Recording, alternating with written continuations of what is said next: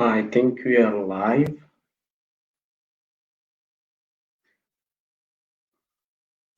Yeah, we are live.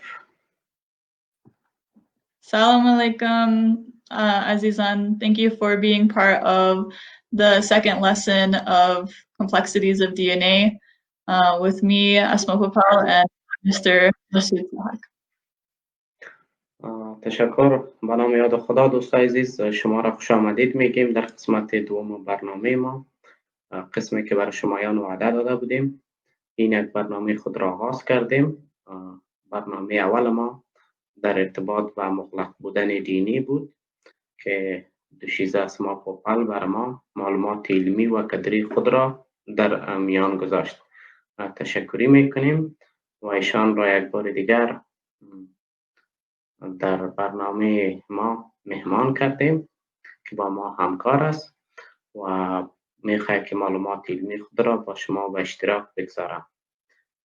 پس ایشان را خوش آمدید میگیم، حرفای خود را خواهند داشت برای شما. بعد از او با برنامه خود آغاز میکنیم.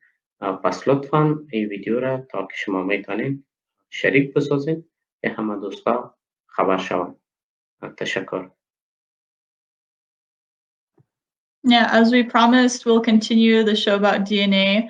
The first episode we talked about, what is a cell, the history of it, the different types, and then we went into more specifics about the different parts of a cell, as well as the sequence. And then today we will talk more in depth about the questions people had last time about the origins and theories of how cells started or how life started. And then hopefully we can move on to mutations if we have time later on.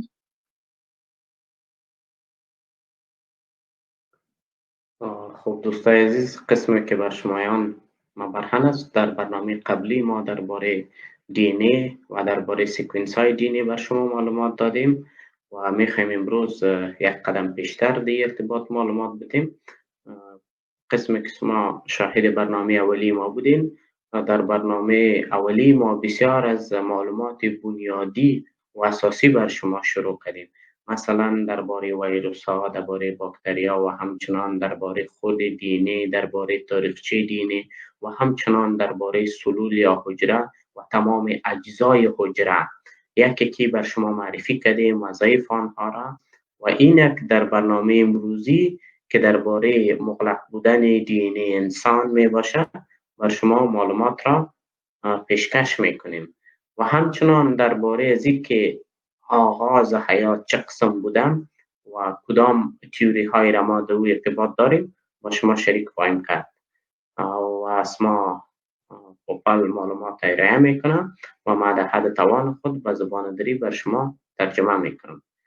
تشکر. و همچنان ما با میخواهیم به سوالایی که شما در برنامه قبلی داشتین او را هم به اشتراک بگذاریم و پاسخگوی سوالات شما باشیم که بر شما هم وقت داده میشه انشاءالله. We can start. Yeah, so, life on Earth has, been the biggest mystery for scientists all around the world. They've been able to track that, the Earth is about 3 billion years old and is continuously evolving from the smallest of microbes to more complex organisms like trees or human beings. But, there's still that concept of, how did everything start? And I think the important thing about understanding science is that it's about understanding the steps to creation or the steps of, how we are connected and how things are discovered. But that doesn't always mean that it's the complete answer to everything. It's just the mechanism or the process of learning how things can come together and how everything is connected. خب دوستای عزیز، ما قبلا با شما معلومات دادیم و امروز ما میخوایم این موضوع را هم بر شما تشریح کنیم. قسمی که ساینس یک پروسه را بر ما تشریح میکنه، اما با وجودی همی بزرگترین مستری یا معمای زندگی است برای تمام ساینسدانا، برای تمام انسانا که آغاز حیات چه قسم بوده. این تا بالا قادر نشده کس به شکل قبول شده آن تشریح کنه، چون خود از این بزرگترین معما است برای تمام ساینسدانان و این تنها برای ما معلوماتی که است برای ما تشریح میکنه که چه قسم اگر باشه شاید این قسم باشه، اونمو مرحله زیده برای ما چی میکنه تحت ساینس برای ما تشریح میکنه. اما این تا هنوز هم معماست برای ساینسدانا که چه قسم یک اگر بوده مثلا یک حیوان وحید الحجروی بوده بازی هم تو به شاخه‌ها تقسیم میشه چی میشه. این معلوماتی است که ما با او ضرورت داریم و انشاءالله او را هم بر شما ارائه میکنیم. این معلوماتی بود که ما در برنامه اول خود بر شما گفتیم، اما حال سرم بنیادی ترین بحث از این که چه قسم حیات آغاز گردید یا how life originated درباره از او و نظریات مختلف بر شما تشریح میکنیم. So we'll start with one of the older theories that isn't as widely followed because it has a lot of mistakes, or it doesn't have as much proof that would be valid. So the concept of electricity or electrical spark, such as from lightning, could be one of the reasons why life was created. And that's because of the fact that amino acids and sugars, which are part of our DNA system, can be created from the atmosphere, from water, methane, ammonia, hydrogen. And this was found using the famous experiment Miller-Urey, which was in 1953.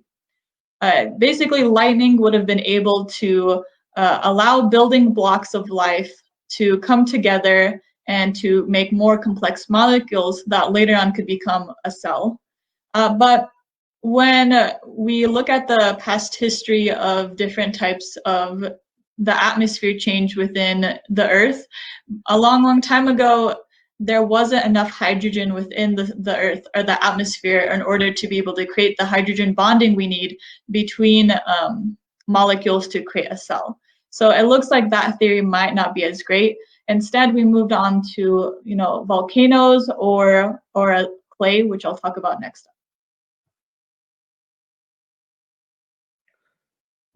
خب برای ما یک خاطره بسیار جالب را هم به یاد آورد زمانی که تیری را شروع کرد. در یکی از بزرگترین برنامه علمی که دو ریچارد داوکینز بود و همچنان بیل ماهر بود و نیل دیگریس تایسن بود و یک عالم دیگه بود، یا درباره آغاز حیات یا داستان امی موضوع علمی را تشریح میکردن. باز امی بیل ماهر پرسان میکنه از ریچارد داوکین، میگه زندگی چه قسم آغاز گردیده. یعنی ریچارد داوکینز کسی است که در نظریه ارتقا مشهورترین عالم است که کتابای از شهرت جهانی داره. باز ریچارد داوکینز برش میگه ای که زندگی چه قسم آغاز گردید ما هیچ چیز درباره از او نمیفهمیم. باز از بیل ماهر پرسان میکنه که تو چی نظر داری؟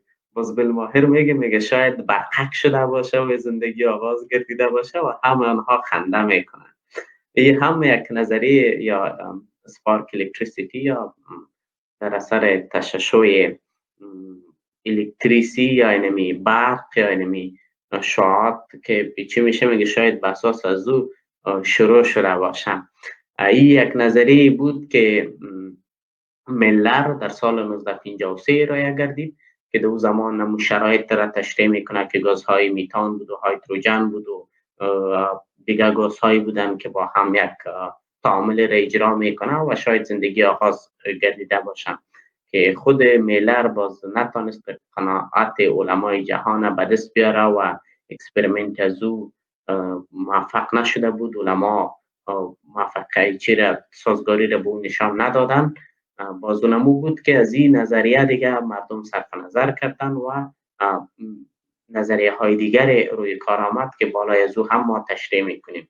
اول نظریه که ما امروز بر شما تشریح کردیم سپارک آف الکتریسیتی یا هم اونمو به اساس برق که میگیم یا تندر میگیم، یعنی به اساس از این شروع شده که مرحله زور ما در ویدیوهای قبلی هم تشریح کردیم و اینجا هم ما بر شما خلاص برتان تشریح کردیم که میلر بود، استانلی میلر بود و این نظریه زور این مرحله را تشریح کرد و قناعت علمای جهان به دست نآورد و حالا میبینیم که کدام نظریه دیگری چی است، ببینیم که دیگر نظریات چی میگه و زمانی که این را ما تشریح کنیم بعد از او درباره کامپلکسیتی آف دینی یا درباره پیچیدگی یا مغلق بودن دینی ما شروع میکنیم، اما با خاطر از اوی معلومات حتمی و ضروری است که شما باید بفهمید. So the next theory is about clay. Unlike mud or other types of dirt, clay is very pliable, as well as it has these types of mineral crystals within it that could have allowed a rearrangement or arrangement of organic molecules into organized patterns. And that's, a basis of how a lot of, living things are, plants, animals, especially plants, having a very organic material structure needs to be created and enhanced in order for cells to understand their role within a plant or animal. So this concept of the first molecules being created by clay was first it came by Mr. Alexander Graham Cairns Smith, who was an organic chemist at the University of Glasgow in Scotland.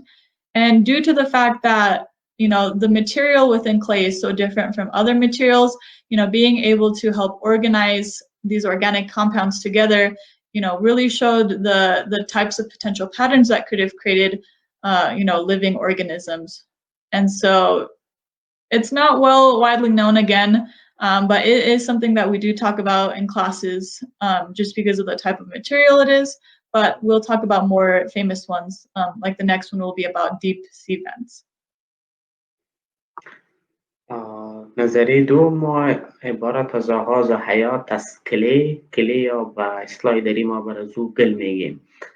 از او می باشه که توسط یک عالم اسکاتلندی به نام گراهام می باشه که خود مسلک از او یک کیمیادان می باشه و از این با نظر خود که ارائه میکنه میگه که در گل موجودات عضوی که هستند به یک ساختمان منظمتر خوب شده بهتر شده و بر اساس از او میتونیم که ما بگیم که آغاز از او آغاز گردیده. البته این نظر هم چندان نظر مطرح جهان نیست، از این مطرحتر و خوبتر دیگری هم میباشه، اما این چیزایی هستند که ما در صنفا تحت نظریات تحت نظریه آغاز حیات ما را مطالعه میکنیم و میخوانیم.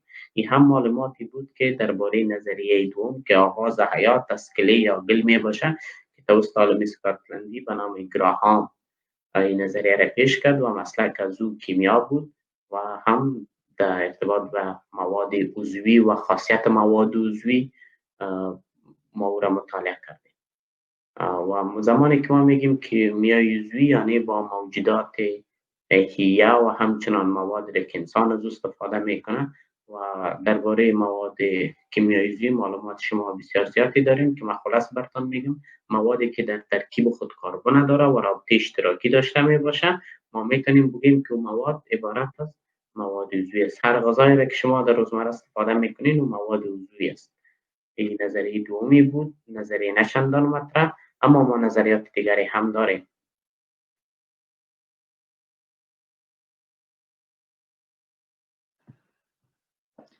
So now we'll talk about deep sea vents, which is something I learned a lot in my microbiology class last semester. Basically, a deep sea vent is at the very, very bottom of the ocean, and it's like a little volcano shape where, it has a lot of different types of temperatures within it, as well as surrounding it, creating kind of this interesting concoction of potential reactions to occur, because every reaction takes a certain amount of heat and energy as well as different chemicals. So what we know about submarine hydrothermal vents is that they're very hydrogen rich again. Anything with hydrogen usually allows something to be created. We need in order for water you need hydrogen. In order for plant matter you need hydrogen. Most things around us are made from hydrogen, or at least it's part of that connection or chemical structure. And then another important thing is within these hydrothermal vents there is a lot of chemicals as well as minerals that come together as catalysts to create reactions. A catalyst is basically anything that allows a reaction to go faster or to use less energy or use a higher amount of energy much faster. So a catalyst basically just makes some kind of reaction move faster in order to get the end product. And we see that a lot in vents, and we can also see a lot of giant ecosystems within these vents with various types of microorganisms, fish, etc., that you normally wouldn't see all together within one type of little ecosystem. نظریه دوم یا نظریه سوم برنامه امروزی ما عبارت از Life begin at deep sea، یعنی زندگی آغاز گردید در اعماق ابحار یا بحرها شروع گردید که در اعماق بحرها ولکان‌ها یا آتشفشان‌هایی بودند که تحت هدایت خاص، تحت حرارت خاص و همچنان در موجودیت هیدروژن که ماده اساسی و بنیادی می باشه، یک عنصر بنیادی می باشه، از او آغاز گردید با یک کاتالیست هایی که ما دو ارتباط داریم، ضرورت داریم، بر اساس از او آغاز گردید. اگر شما نمیفهمین که کاتالیست چی است، ما برتان کم معلومات میدم. کاتالیست عبارت از ماده کیمیایی هستند که یا در تعاملات کیمیایی را یا سرعت میبخشه یا کند میکنه، در اخیر بدون کدام تغییر باقی میمانه. بازم براتون تکرار میکنم، کاتالیست ماده کیمیایی است که در تعاملات کیمیایی سهم میگیرن، در اخیر بدون تغییر باقی میمانه. تعاملات کیمیایی را یا سرعت میبخشه یا بطیء یا کند میسازه. این تعریف کاتالیست است. در مواد عضوی هم کاتالیست ها معادلات کیمیایی ضرورت داریم و همچنان در معادلات بیولوژیکی هم ما با کاتالیست ها ضرورت داریم. مثالایش هم میتونیم کلسیم اکساید از جمله کاتالیست ها هستند. و چرا در چی کاتالیست ضرورت است؟ به خاطر از اینکه و خاصیت و کیفیت کاتالیست ها در دیپ سی یا در نظریه خلقت در اعماق ابحار چه قسم بوده، ما به کاتالیست ضرورت داشتیم که تعاملات کیمیایی را بیشتر کنه، یعنی سریعتر بسازه. ما به قسم یک کاتالیست ضرورت داشتیم که این نظریه سومی است درباره آغاز حیات که ما بر شما در او ارتباط هم معلومات ارائه کردیم. So obviously a deep sea vent, it's very hot and, there's a lot of reactions that occur, but also a lot of bonds that could break as well, which is one of the things that potentially makes it not the correct type of theory.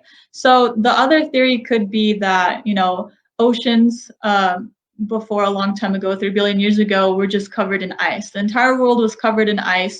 And basically, that allowed organic compounds to stay intact. Because yes, while some heat is needed, that's mostly just to create energy to break bonds together. But at the same time, too much heat can cause bonds to break more often, resulting in a lot of, small molecules rather than more complex together molecules. And this is very important to think about. So, actually could be the other way around, where ice and the cold allowed molecules, especially organic molecules, hydrogen, nitrogen, oxygen, etc., to come together and stay intact. And we can see this because, when you think of these fragile, organic compounds in the water, they're below the ultraviolet light of the sun. Back, millions of years ago, the sun was a lot less intense and it was a lot farther away in some aspects, resulting in, less damage. Nowadays, we can see how the sun is impacting us. It's getting closer and there's more heat impacting, especially like the polar ends of the world, the North Pole, the South Pole, ice is melting and, people are getting more cancer around the world because, again, ultraviolet light from the sun can cause a lot of damage within your cells. So, there has to be this balance of heat as well as cold in order for there to be a sustainable environment or ecosystem for organic compounds to come together and then create something as complex as a cell.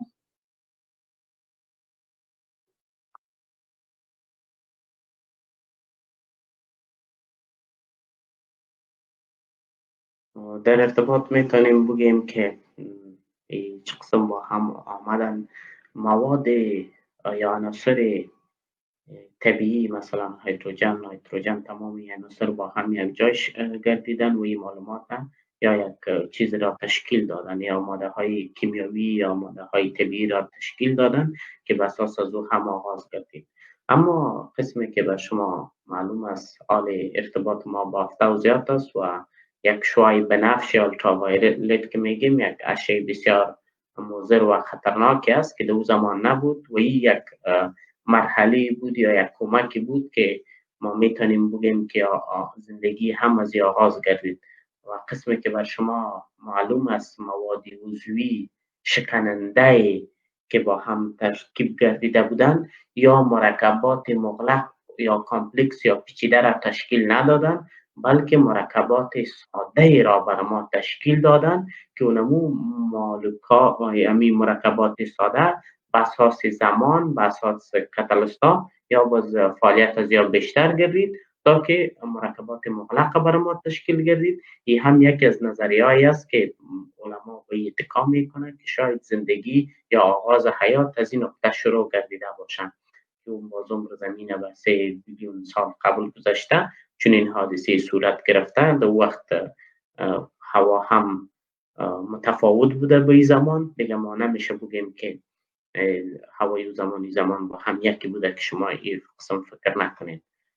و دوستای عزیز تشکر میکنم از پیامایتان. علیکم سلام. و مهمان ما هم همکار ما هم سلامای شما را علیکم میگه. تشکر. کوشش کنین این ویدیو را شریک بسازین تا دوستایتان با خبر شوه معلومات را که بر شما به زبان دری و انگلیسی رای میکنیم. شما اگر بخواین این معلومات به دست بیارین، شما لازم است که در پانتون برین و چندین سال منتظر چنین مواد یا معلومات علمی و اکادمیک باشین.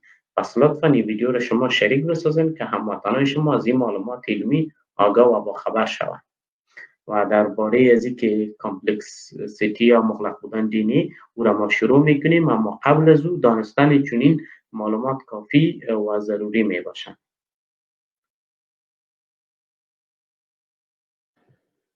So now we'll talk about the next type of theory, which is all about DNA structure, and that comes from RNA. So the RNA world theory is something that's very popular as well versus the deep event theory. I would say if you were to memorize any of these different types of theories, those are the two most popular and well recognized based on the various types of research that's been conducted about them. So, DNA is what's needed to create proteins, which is what, composes a lot of our body. But DNA, also gets help from RNA, which I'll talk about, more in the future, how RNA and DNA work together. This is just, simple information for right now. But basically, the information from DNA is stored within RNA and kind of serves as the in-between of DNA translating or becoming code for protein. So, RNA, it's existed for a long time, and it's in a lot of different types of organisms, and it acts as an on and off switch for genes. So the genes that creates, whether you have eyesight or whether you have, 2 arms versus having a tail, RNA is what helps create that on and off switch so that you get the proper genes for the type of organism that you are. But there's still a lot of questions about, how did RNA originate? And then, was it spontaneous? Again, was it from the earth or was it from the atmosphere? And then the nucleic acids or the various types of components of RNA, how did they start? So, while we're just barely understanding how DNA or cells were impacted from these various theories, this also causes much more research to go, we have to look at the background of the products that created the DNA or created the cell, and then how did they, start? And then what if it gets even smaller from there and there and there? There might not be an answer, or there might be a specific answer, but, it's very important to recognize that there's always some kind of missing link to this puzzle. And, I don't think we'll ever have 100% the idea in the next couple of years, but we are starting to really focus on it and getting a lot of information, which is great.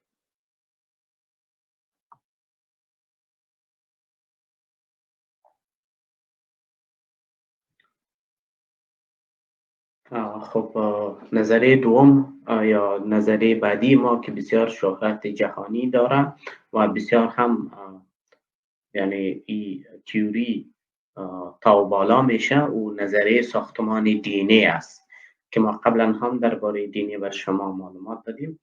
این نظریه به اساس ساختار دینی تشکیل گردیده که زندگی به اساس دینی به وجود آمده، اما اینکه دینی چه قسم به وجود آمده ما به کمک آرینه ضرورت داریم. به اساس آرینه به وجود آمده. این که آرینه چه قسم به وجود آمده دو نظر مختلفی می باشن، اما ناممکن است تا چندین دهه آینده ما نمیتونیم یک جواب قناعت بخش دیگه ارتباط داشته باشیم. اما این نظریه بسیار مهم و مشهوری است کتاب بالا میشم درباره دینه و درباره مغلق بودن دینه که به اساس آرنی به وجود آمده یا به اساس کمک آرنی به وجود آمده که خود دینه در ترکیب خود باز همون 4 قند داره که ATCG می باشه که درباره از هم ما با شما معلومات دادیم و ای که باز از دینه مرکبات مغلقتر و پیچیده تری به وجود میاد که خاتمی از او به جسم و بدن انسان می باشه. یکی از جمله نظریه‌ای می باشه که از شهرت بیشتری برخوردار می باشه در ارتباط با آغاز حیات که حیات چه قسم به وجود آمده.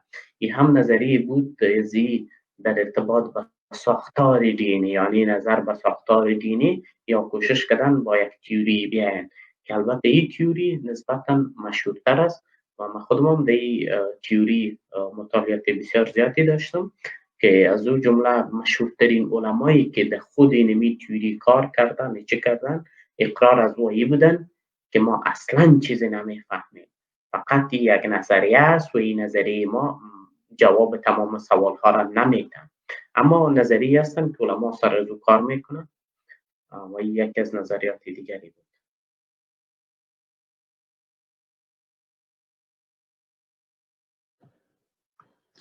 So now we'll kind of talk about the opposite argument to the RNA world hypothesis, and that's called the gene first model or metabolism first model. And basically this means that instead of using RNA as the complex molecule that started life, instead we focus on the various molecules that create a gene itself. And this can be, similar to just smaller molecules interacting with each other in various cycles of reactions that by accident might have caused, different parts of a cell to be created. And they could have been in situations or environments where when they were starting to react with each other, some kind of like skin or capsule surrounded them based on the material that they were made of, are, akin to like a cell membrane, something that held them together in some kind of like small bubble. And then, which then as it evolved and more reactions started, could have caused the origins of a cell and DNA.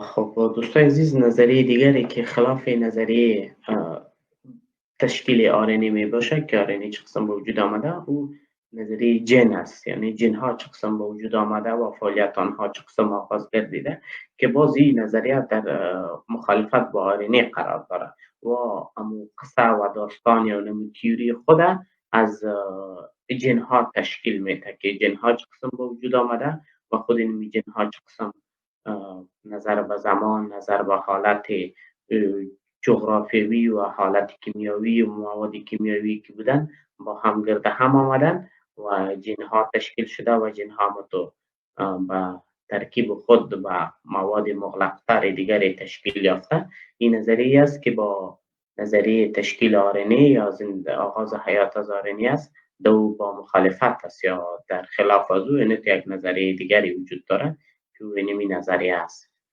و هر نظریه مطابق با حد و توان خود جوابای خود داره، اما در بین نمی 7 نظریات یکی از او هم نمیتونه که از معلومات یا معلومات علمی را پاسخ درست داره بتونه. تمام از او در یک بنبست قرار میگیرن که میگن در آخر ما نمیفهمیم، یعنی به این چیز اقرار میکنه تمام نظریاتی را که ما میخوانیم.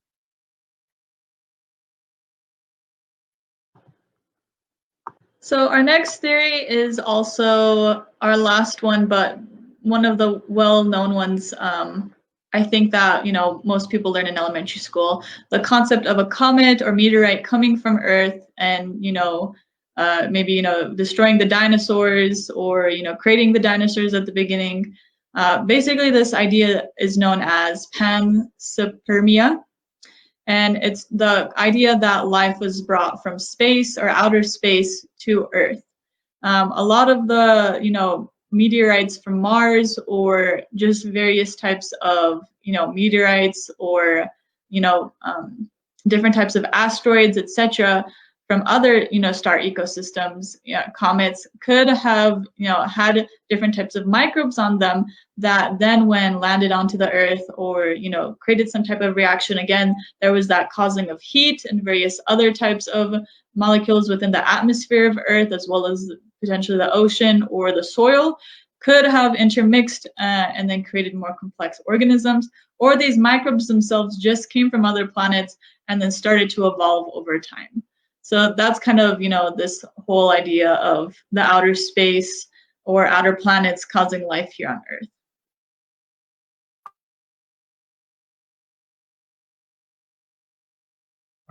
خب نظریه دیگری که از شهرت برخوردار است او نظریه است که شاید آغاز حیات از یک سیاره دیگه باشن که میتروریت ها میگیشه. این از جمله سنگ های آسمانی است و از جمله سنگ های تخریب کننده است، یعنی باعث تخریب میشن که این سنگ ها آمدن از مثلا سیاره های مختلف و طور مثال مریخ و در این سنگ ها میکروب های وجود داشته از مریخ که با این باعث از بین رفتن دایناسورها همچنان میگرده و این نظریه است که همی داروین پرستان هم به این چی میکنه که همی شهاب های سنگی بودن که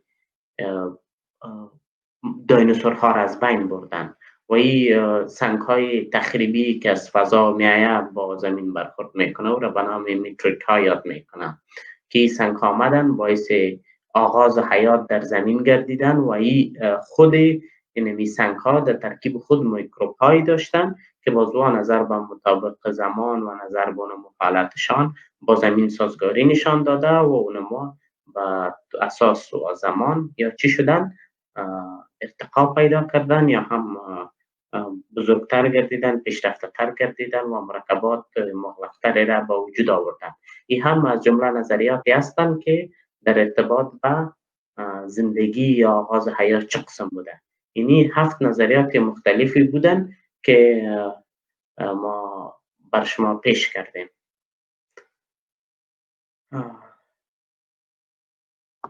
So now we'll go ahead, I wanted to talk about the various theories because a lot of people had questions last time about, the origins of life or the origins of cells. And, obviously these are still theories. They're not, 100% proven as well as 100% disproven either. But they are interesting, ideas, and having that knowledge to consider how, different types of molecules interact with each other, the importance of temperature, whether it's very hot or very cold, as well as the different types of materials, whether you're using something like a piece of clay or dirt versus using, ocean water or the atmospheric changes within the sky, to even further beyond that, the outside, galaxies and stars and comets, etc. And honestly, they could all have been something that impacted how, organisms started. But, just learning about these theories is an important first step to understanding, the ideas of how cells were created. And then we can now move on to more complex things about DNA. So I'll talk about DNA replication now. خب دوستای عزیز، در این معلومات را که ما بر شما ارائه کردیم در نیم ساعت تمام از این بر اساس ایستاده شده بود که مثلا زندگی چه قسم آغاز کرده و نظریه های مختلفی در ارتباط بود و این چیزی بود برای شناخت دی ان ای که مغلق بودن دی ان ای چه قسم است. شما لازم و ضرور میبینید که شما باید این معلومات را داشته باشید. پس حال ما میخوایم امو بحث بنیادی ما باید شروع شود که در ارتباط با مغلق بودن دی ان ای است.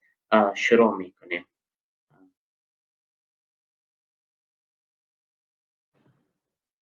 So, why is DNA replicating in the first place? DNA needs to replicate because it's the genetic DNA that defines every cell. Each cell has some type of DNA within it in order to give it some type of functionality. So before a cell can duplicate, it needs to have the ability to divide itself into what we call daughter cells. That occurs through mitosis or meiosis, which are different types of cell replication. And they each have very specific steps within them that I'll talk about another time. I just want to go into the simple idea of what cell replication, the steps of it and the ideas of it. But basically, the DNA is found in the nucleus. So that small circular area that I showed before in the last program, that's where we have DNA within animal cells and plant cells. It's a little bit different for the DNA of smaller organisms like bacteria because it's more free floating for them. They don't have a specific nucleus necessarily. And the reason we have a nucleus is to, keep the DNA in one area and to keep it protected.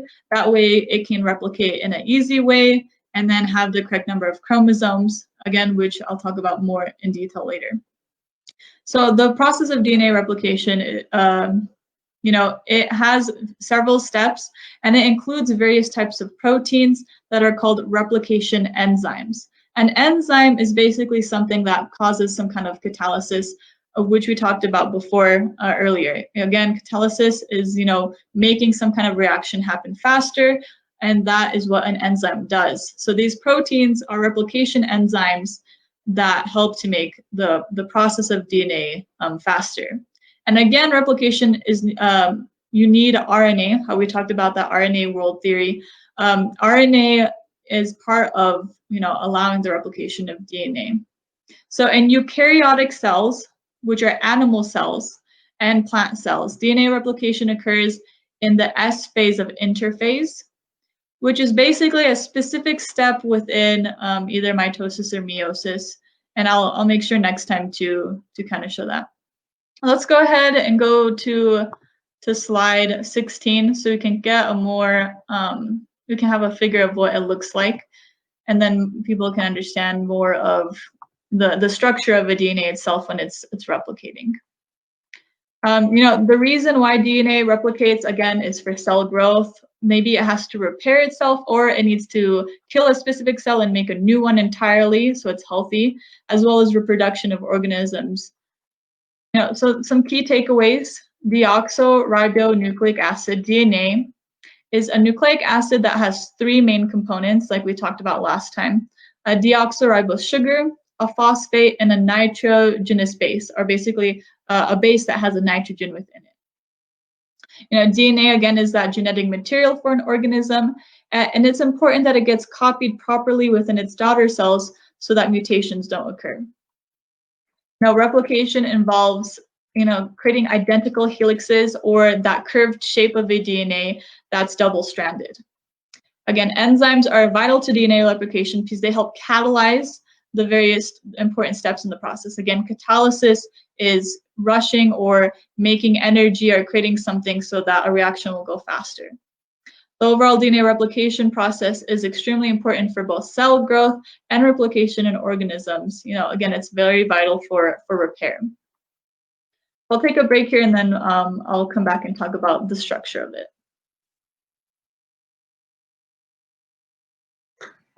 خب دوستای عزیز، باید بگیم که درباره رپلیکیشن یا درباره کاپی شدن دینی یک موضوع مهم و حیاتی می باشه برای بدن انسان و در ارتباط با تمام موجودات حیه یا زنده.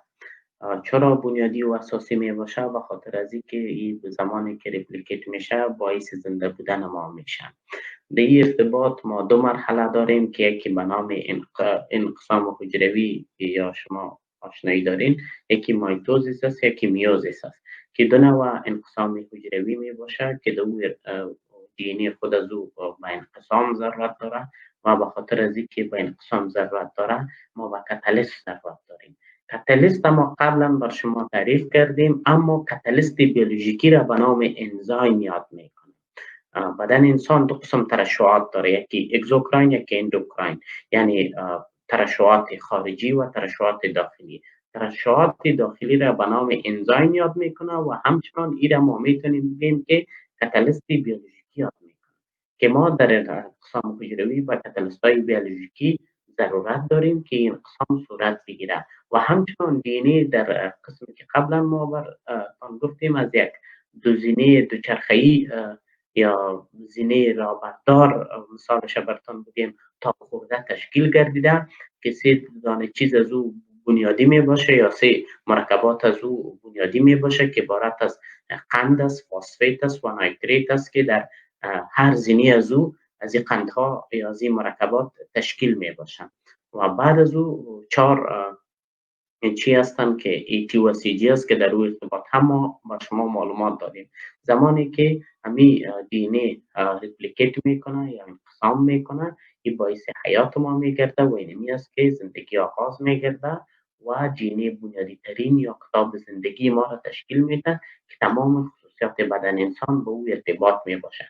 بازم براتون میگم به طور خلاصه که بفهمین انقسام دی ان ای باعث حیات ما میگرده و یکی دی ان ای انقسام کنه ما با کاتالیست بیولوژیکی ضرورت داریم. کاتالیست ما قبلا براتون معرفی کردم. کاتالیست بیولوژیکی را به نام انزایم یاد میکنه. بدن انسان 2 قسم ترشحات داره، خارجی و داخلی که اگزوکراین و اندوکراین میباشن که بر از او ما انزایم میگیم که در داخل بدن انسان ترشح میشه و اینمی ترشحات انزایم باعث انقسام دی ان ای میباشه که باعث حیات ما میگرده یا باعث زنده بودن ما میگرده که 2 مرحله داره، میتوسیس و میوزیس میباشه که او را هم ما بر شما تشریح خواهیم کرد فشرده. البته دوستای عزیز تشکر از کامنت های مقبول و نیکتان. کوشش کنین این معلومات و دوستای دیگرتان هم شریک سازید و ما همچنان درباره شکل و تعمیر هم تشریح کردیم که ساختمانش چه قسم است. شما در تصویر دیده میتونید این هم ساختمان دی ان ای می باشه که باز بر شما میخوایم به پرده نشان بدیم این ساختمانش است و این مرحله تقسیم از این می باشه که اینجا تقسیم گردیده یا انقسام یافته.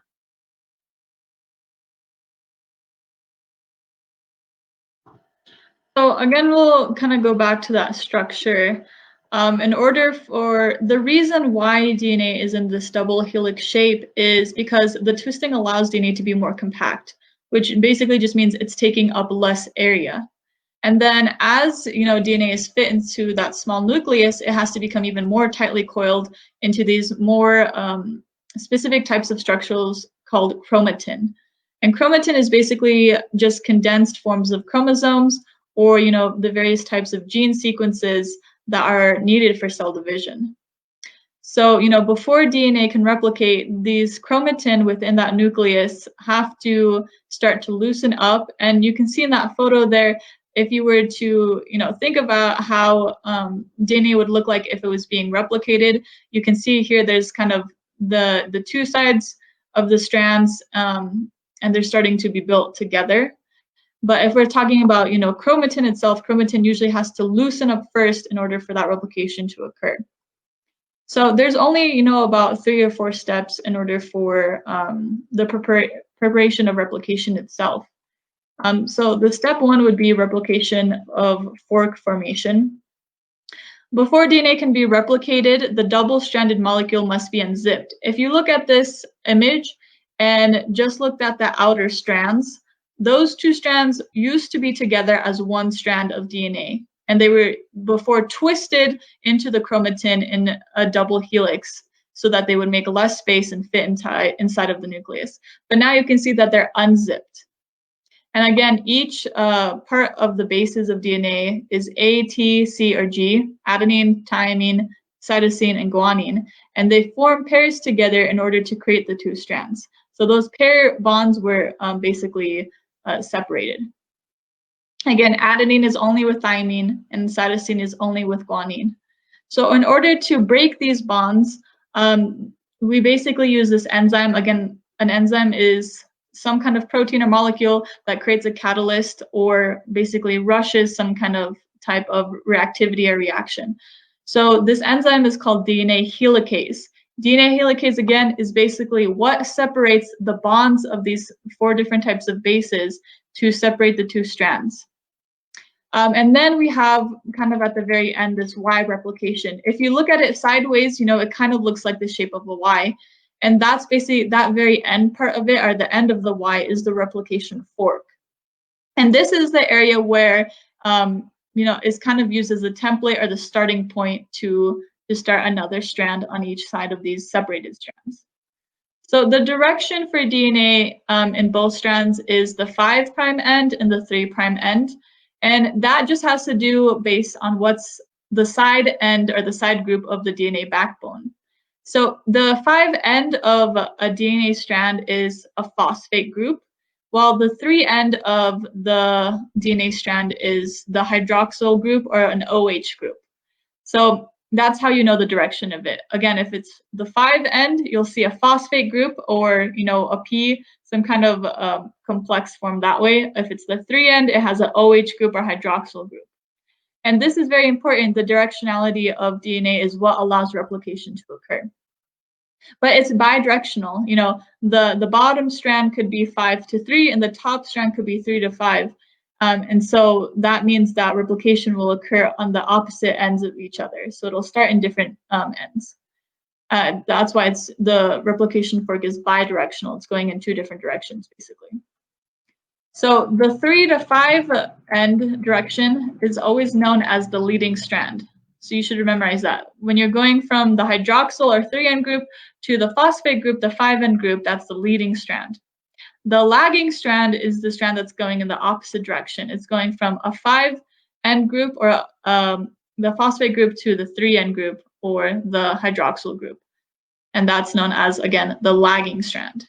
And they just have names like this because, again, they're going in different directions.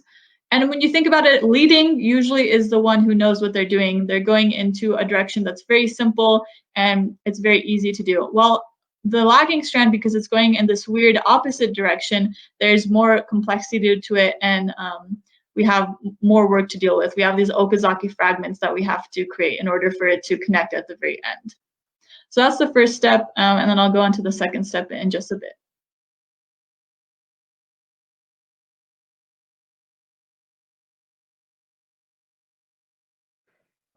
خب دوستای عزیز، درباره انقسام دینه یا درباره کاپی کردن خود دینه ما با اولین چیزی که ضرورت داریم، قسمی که شما همی ساختمان دینه را میبینین، یک ساختمان را مانند تا خورده زین مانند میباشند.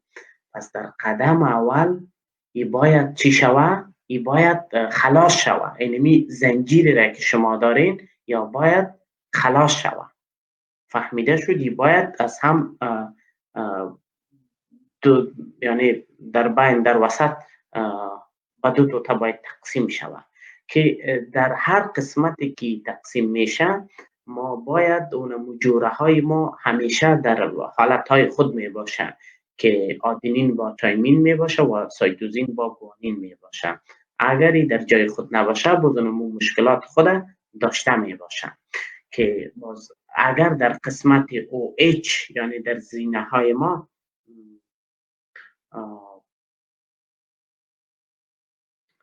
اگر همی قسمت های مثلا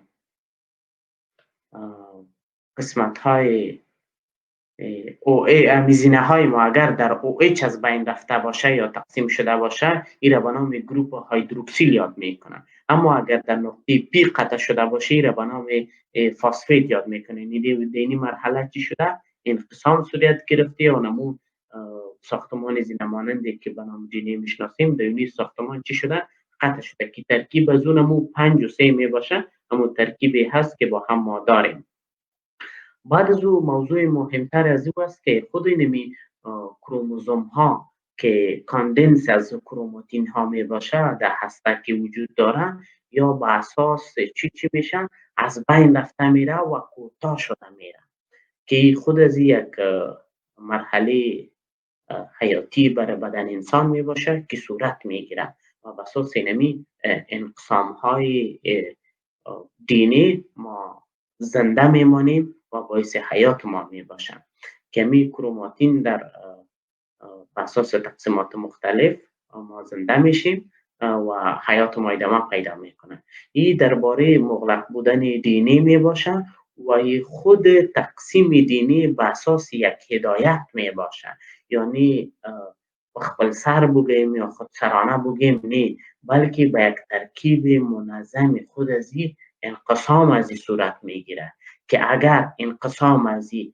در رشته بین AT و CG اگر با OH ختم شده باشه با معنای ازی که با گروپ هیدروکسیل خاتمه یافته. اما اگر انقسام از با گروپ پی یا فسفات ها که می باشد تقسیم صورت می گیره باز با پی خلاص میشه. اما باز از او هم این انقسام از به شکل مشخص و منظم می باشه که 5 و 3 می باشه. اونم گروپ هایی هستن که در خاتمه های امی 4 AT و CG ما یا بین این 4 جوره های ما می باشه. این یک انقسام یا ریپلیکیشن DNA می باشه که ما برای او ضرورت داریم و برتان در حد توان ما تشریح کردم و ترجمه کردم که یک DNA چه قسم انقسام میکنه یا به DNA های دیگری تبدیل میشه. و بازم برتان میگم قسمی که ساختمان زیر شما میبینین این ساختمان زینه مانند باید از بین وسط نصف شوه تا انقسام صورت میگیره و زمانی که نصف میشه رشته کروموزوم های ما هم در هر بار کوچکتر میشه که او بحث ما نیست و بسیار به جزئیات از اون نمیریم. فعلا این معلومات برتان کافی است.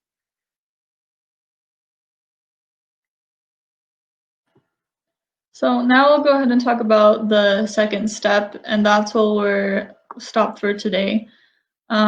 So, you know, again, the replication, it needs to begin by first basically just separating those two strands away from each other, creating that Y shape, a replication fork kind of shape, and then, you know, which causes those 4 base pairs to separate from each other.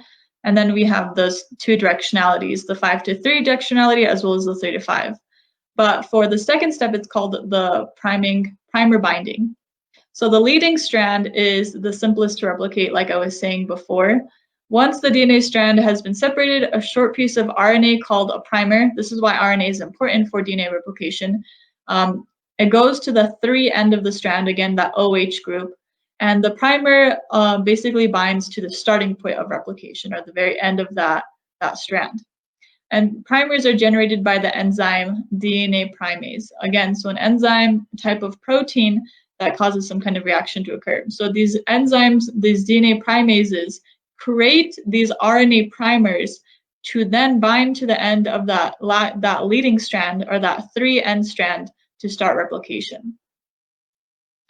You know, and then once that starts, you basically elongate that strand. So now we have this empty strand by itself, we add the DNA primer, and then we start the elongation, which is the 3rd step.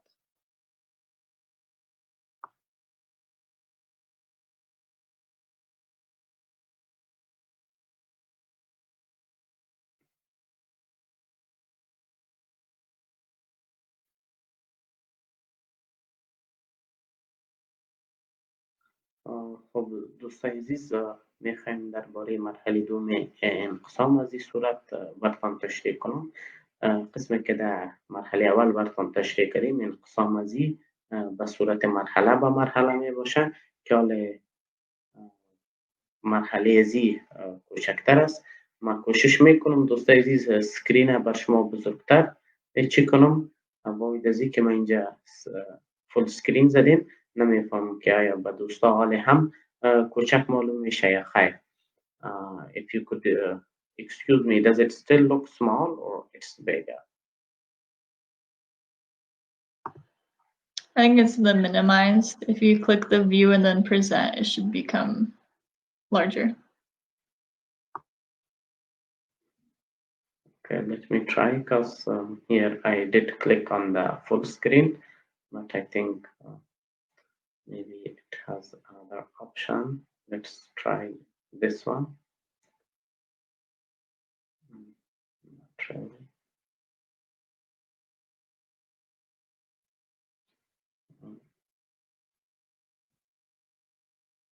Yeah, I think this one works, right? Yeah, I think that's good for today. Next time we can go into more detail about the various parts of the DNA replication. This photo itself is just very general, and we can always add any of the images that you would like on the comments as well. So we'll go ahead and add that later, but I'll go ahead and let you talk about the step 2 process. خب دوستای عزیز، در ارتباط به مرحله دوم از این، البته مراحل مختلفی داره که مراحل از او مغلق‌تر و پیچیده‌تر است که برای کسایی که مثلا معلومات ابتدایی و عادی داره مشکل است که مراحل جذب کنه یا درک کرده بتانه. و ما اگر بگیم در بیولوژی سخت‌ترین عنوانی که همه از او سردرد میشه چه میشه نمی اقسام حجروی و اقسام دینی می باشه، چون مراحل بسیار مختلفی داره و شما باید مرحله با مرحله هر مرحله زور شما باید تشریح کنید. که در ارتباط هم این اقسام مرحله دوم از می باشیم که ما در مرحله اول با شما گفتیم که خود از این به یک ترکیب خاصی صورت میگیره یا به اساس یک اقسام منظم و هدایت شده و صورت میگیره و این اقسام از این سر به خود نمی باشه، بلکه به یک اقسام منظم و هدایت شده می باشه. اگر در مثلا در جوری 5 خلاص میشه یا در جوری 3 خلاص میشه، یا اگر در گروپ فسفات خاتمه میابه یا همچنان در گروپ هیدروکسیل که در بین 4 جوره ما که ATCG می باشه صورت میگیره. بعد از این مرحله دوم از این می باشه که به طور منظم هدایت پیدا میکنه و اینمی مرحله ما ادامه پیدا میکنه به مرحله بعدی تری از این که او را هم ما در برنامه های دیگه ما بر شما تشریح میکنیم. این دو مرحله از اقسام دینی یا رپلیکیشن دینی می باشه که ما بر شما تشریح کردیم و بیان کردیم که تمام از اون از بین رفتن زینه‌ای می باشه که امو انزایم هایی که دو کمک میگیره و امو پرایم هلیکس می باشه که دیگه سهم بسازای خود داره من حیث انزایم که کمک میکنه امو مرحله دوم ما را هم کمک کنه و در اقسام از کمک بگیره. و ما در برنامه بعدی هم میتونیم که درباره خصوصیات بعدی یا درباره مراحل بعدی از او بر شما تشریح کنیم. خب دوستای ما بسیار زیاد سوالاتی داشته و تشکر میکنیم از اینکه مثلا ویدیو را شریک ساختین با دوستایتان و فکر کنم که مشکل هم رفع گردید، شما دیدین زوم به شکل بهتر از اون. Do you think we should take some questions from our viewers and it will be enough, or you want to explain further? Yeah, I think we'll stop here for today. Next time, I'll talk about the last 2 steps of DNA replication and the various parts of it. And then we'll go into learning about how DNA, RNA work together to create proteins. But yeah, I just wanted to say, thank you to everyone who's watching, who shared, who's commenting. Comments like, from Momina Mahajer, thank you so much for those great comments like that. I really appreciate it. And I hope to continue to share informative information for everyone. خب برای امروز این خبرنامه کافی است. ما در برنامه بعدی خود مراحل دوم، سوم و چهارم از رو بر شما تشریح میکنیم و تشکر میکنیم از تمام برادران و خواهران که نظریات مثبتی داشتن و در اشتراک و در شیر کردن برنامه با ما همکاری کردن، خاصتا از مومنه مهاجر از نظر و کامنت نیک از او و همچنان از تمام دوستان. برای امروز این مقطع کافی است. اگر کدام سوالی دارین ما کوشش میکنیم که 1 2 یا حداقل 3 سوال به ارتباط داشته باشیم. If we could only take 3 questions, that will be okay. Yeah, and please, send more questions. If we don't get to them today, we will make sure to incorporate them in future lessons. Obviously, every question will be a part of lessons as well. So.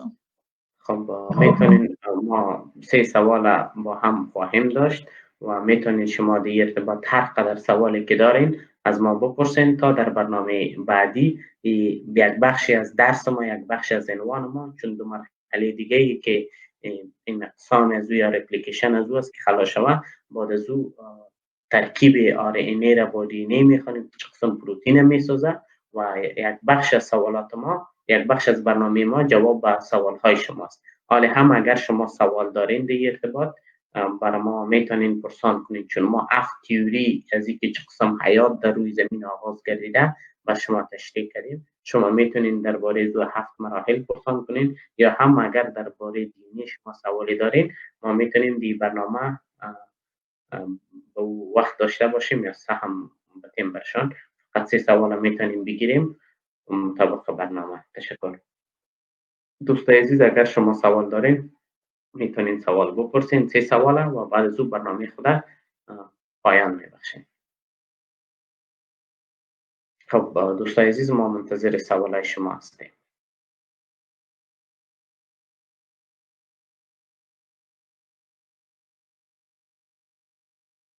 We are waiting for our friends, our viewers. They could ask their questions and then we are done with our show.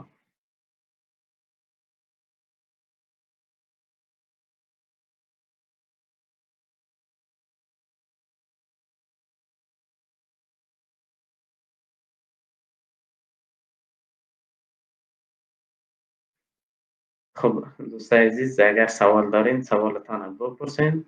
در غیر صورت برنامه ما خلاص شده، موضوعاتی را که ما میخواستیم باید تشریح کنیم تشریح کردیم و در برنامه بعدی ما مرحله 3 و 4 می باشه و همچنان که ترکیب آرنی و دینی چه قسم پروتئین به وجود میاد و همچنان اگر شما بسیار زیاد سوالات دارین میتونیم که در برنامه آینده یک بخش از او باشه. حالا اگر دوستای عزیز سوال دارین بپرسین تا ما جواب از او را بتیم بر شما فعلا. در غیر صورت برنامه ما پایان یافت. دیگر کدام موضوعی نیست که ما باید به تشریح از او بپردازیم. I don't have questions. Thanks a lot. Good night. حلیم افغانزای برادر گفته که من کدام سوالی ندارم. تشکر از برنامه شما. میبینیم اگر بیننده های دیگه ما سوال دارن. یک برادر ما شاید از تاجیکستان باشه، از روسیه، از تاجیکستان دیگه به زبان روسی از پیش ما سوال پرسیده. خوشبختانه که روسی را ما یاد داریم. ما برازی تشریح کنم. ایدیبیک نیازوف از تاجیکستان فکر کنم گفته که ما در کجا سوال بپرسیم. تو میتونی ایدیبیک برادر در می کومنت سوالت ارائه کنیم، ما کوشش میکنیم جواب به او ارائه کنیم. خب یک دوست ما گفته که من وقت آمدم. خیره، میتونی تکرار برنامه را ببینی هم در چینل یوتیوب ما که افغان دوا می باشه و همچنان در صفحه ما میتونی برنامه را تکرارا ببینی. خب Yeah, I think there was a question earlier about like where to find books or material. I would say, you know, YouTube is a great source, Khan Academy, as well as going to your local library or university.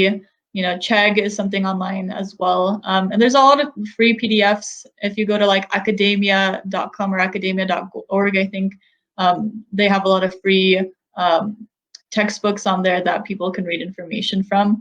But I think from here in the US, I have the English website, but I think in other countries, hopefully it'll be in that language. And then, you know, again, if there's, oh, I see there's a question now, so we can talk about that. دوستای عزیز اگر شما میخواین که مثلا معلومات علمی داشته باشین یا میتونین به تمام چیزا چی دسترسی ندارین، میتونین از کتابخانه محلی شما برین کتاب علمی را به دست بیارین.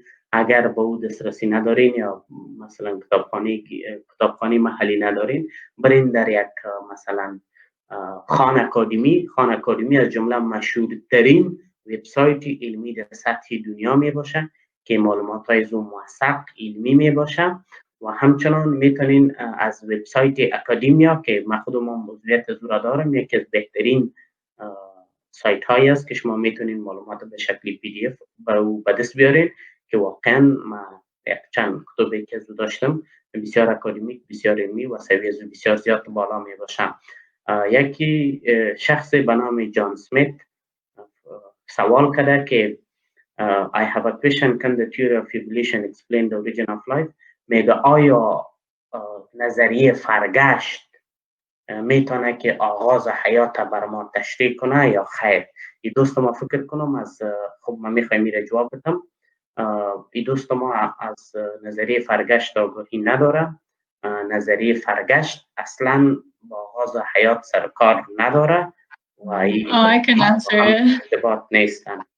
خب او نظریه دیگه است و نظریه آغاز حیات است، با هم در ارتباط نیستن. These are two different theories and evolution has nothing to do with the origin of life.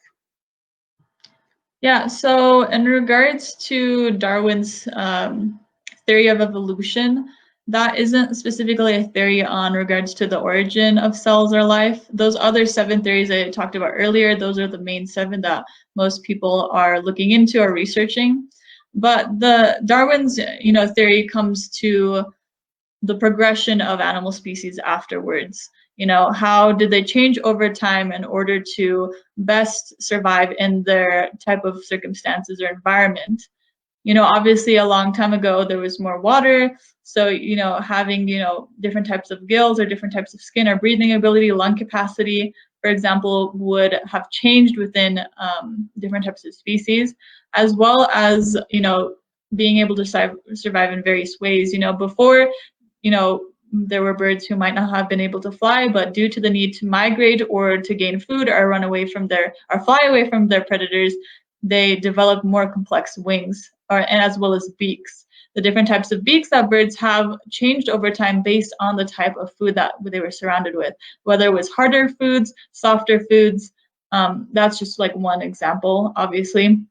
But, the theory of evolution, it has basically the concepts and ideas of how everything is connected and changes afterwards in regards to living organisms after cells and the origin of life. So it is connected, but it wouldn't really explain the origin of life or cell theory. خب دوستای عزیز، یک دوست ما یک آدرس دیگر هم بر ما در اشتراک گذاشت که عبدالرحمن آنلاین کتابتون یا عبدالرحمن آنلاین کتابتون. شما میتونین معلومات خصوصا کتاب‌های در این پشتو را زود به دست بیارین به شکل PDF. و ایدی بیگ برادر از تاجیکستان گفته که من در برنامه آینده شما سوال خواب پرسیدم، به زبان روسی گفتم و همچنان یک میخوایم که حرفای دوشیزه پوپل بر شما تشریح کنم با وجودی که معلومات ما رعایت کردم، اما و هم بزرگی کردن به این سوال پاسخ دادن که نظریه ارتقا یا نظریه فرگشت یا نظریه اِوولوشن مراحل حیات بر ما تشریح میکنه. قسم حیوانات از مرحله آب به مرحله خاک میره و پیش میره، اما نظریه اِوولوشن یا نظریه فرگشت یا نظریه ارتقا با نظریه آغاز حیات نه ارتباط داره و نه همون را تشریح کرده میتونه. دو چیز کاملا مختلف است که باید دوستای ما آگاهی داشته باشن که سوال باید درست کنن. و کاملا یک مرحله دیگه می باشه که با بحث امروزی ما اصلا در ارتباط نیست.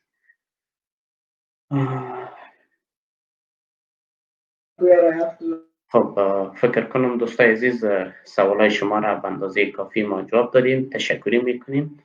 این بود برنامه امروزی ما که بر شما تقدیم کردیم. شما اگر سوالی دارین شما میتونین حتی اگر تکرار برنامه را ببینین شما سوالایتان را بپرسین. ما بر سوالای شما جایی میگذاریم که در برنامه دیگر اما یک بخش از برنامه آینده ما پاسخ به سوالات شما می باشه که مربوط عنوان باشه و موضوع بحث برنامه ما باشه. ما به شما انشالله را تشریح میکنیم. خب تشکری میکنیم از دوشیزه پوپل که بزرگی کردن. Yeah, just real quick I think we were talking about Idibak Nisya from Tajikistan. Yeah, if you have questions just go ahead and feel free to write in the comments, and then we can always get back to you now or later. So anyone who has a comment or like a question, you can just put them in the comments, and don't worry about that too much. Yeah. بازم ایدی بیگ برادر میتونی که سوالای تا کامنت کنی، ما سوالای شما را میگیریم در بخشی از برنامه بعدی ما جایگزین میکنیم و میتونیم سوالای شما را جواب بدیم.